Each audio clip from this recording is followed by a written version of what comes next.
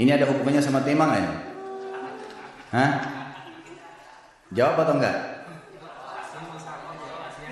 Kasihan. Ya udahlah, kena malam terakhir ya.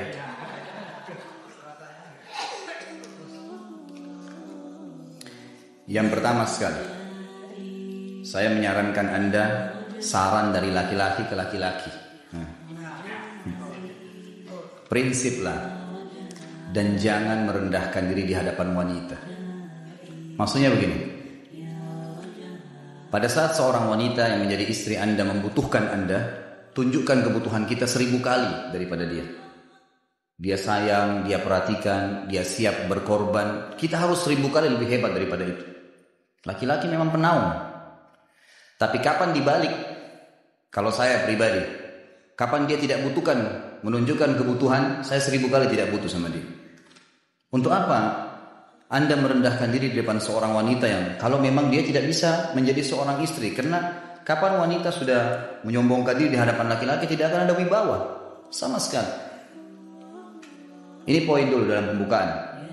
Dan selalu saya sarankan siapapun ikhwah yang minta saran saya dalam masalah rumah tangga, yang paling pertama ini saya ucapkan, saya bukan menyuruh Anda menjadi keras, bukan. Tapi saya mengajak Anda untuk punya prinsip dalam hidup. Wibawa, pemimpin rumah tangga. Dibutuhkan kita butuh, tidak dibutuhkan ya sudah. Masih banyak gantinya. Dia mau ganti laki-laki lain, silahkan. Ahlan wa sahlan. Allah akan gantikan penggantinya yang lebih baik. Dan itu harus bisa kita punya prinsip. Memang begitu. Kalau ini kita terapkan dalam kehidupan kita, kita akan sangat mudah hidup. Terkadang subhanallah ada pengorbanan berat. Berpisah dengan meninggal, berpisah karena masalah dosa yang dilakukan oleh pasangan kita. Jelas haram. Kalau ada seorang istri hanya karena masalah suaminya kekurangan ekonomi mau berhubungan sama laki-laki lain, wanita apa ini? Cinta itu pengorbanan, kasih sayang.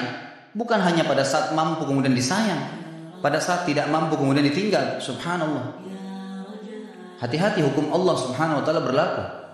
Akhwat yang jadi istri, ikhwah yang jadi suami, harus tahu pasangan kita itu punya Tuhan sebagaimana kita punya Tuhan yang sama. Dan Allah itu maha adil.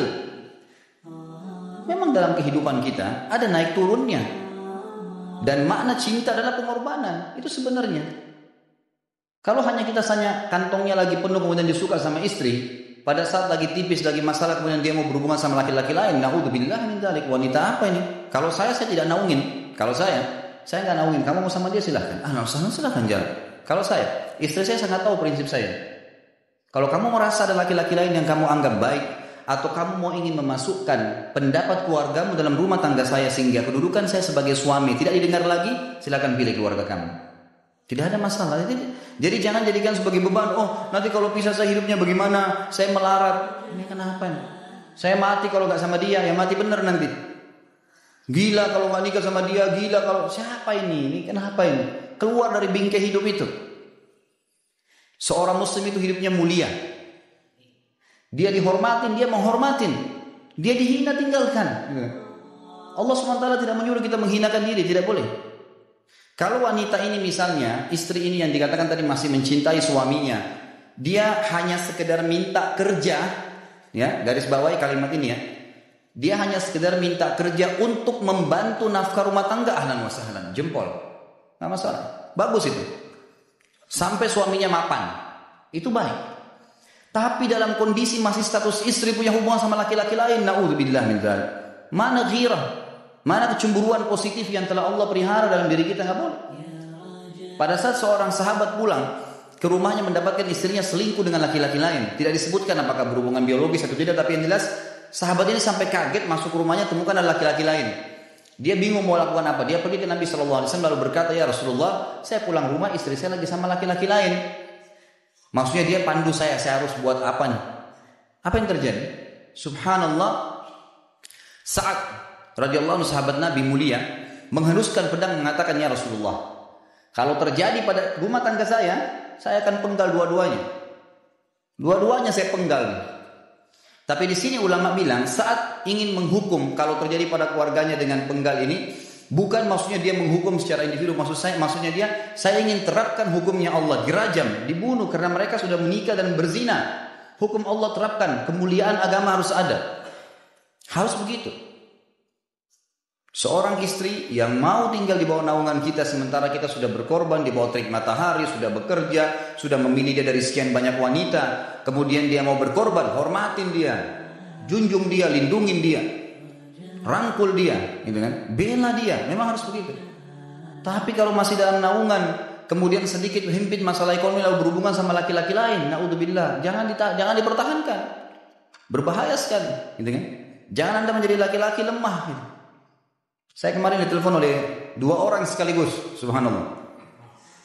Sahabat dekat telepon kepada saya, laki-laki. Ustaz, maaf mau ngomong sebentar. Baik, silahkan. Ustaz, saya ini istri saya pulang ke rumah ke kampung ayahnya ibunya karena alasan mengurus ayah dan ibunya. Akhirnya saya sama anak-anak ditinggal di sini sendiri. Setiap kali saya panggil pulang, dia bilang sudahlah, saya nggak mau pulang. Kalau mau nikah lagi silahkan. Dia bahasakan begitu. Bagaimana sarannya Ustaz? Saya bilang nikah lagi.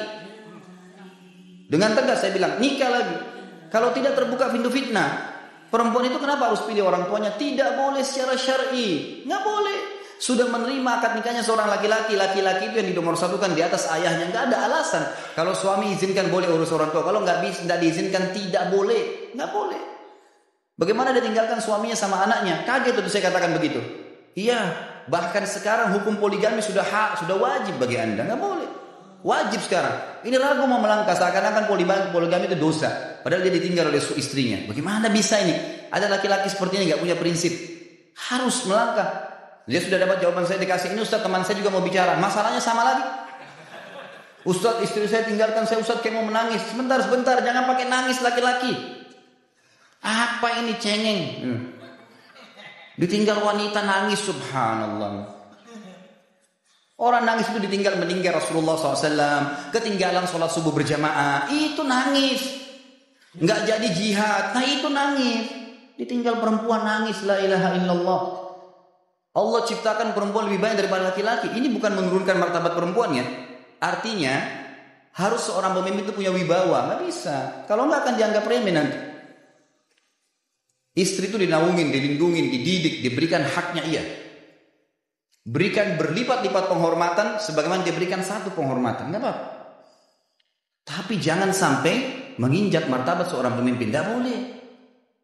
Akhirnya saya sampai bilang sama dia, akhi, ambil keputusan. Kamu mau balik sama saya berumah tangga di sini atau kamu pilih rumah orang tua kamu?